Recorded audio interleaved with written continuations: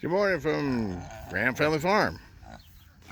Just got done watering the pigs and let them stand under the water hose.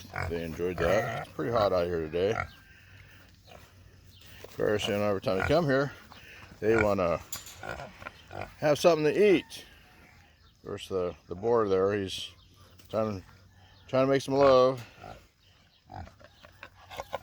She didn't take the first time, so she's back in season.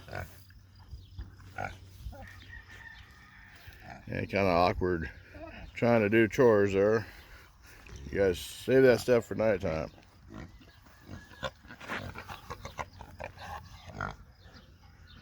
Anyway, you got a lot of stuff going on today here on the farm. So, anyway, started off with the watering the animals. You have a good day. Thanks for watching.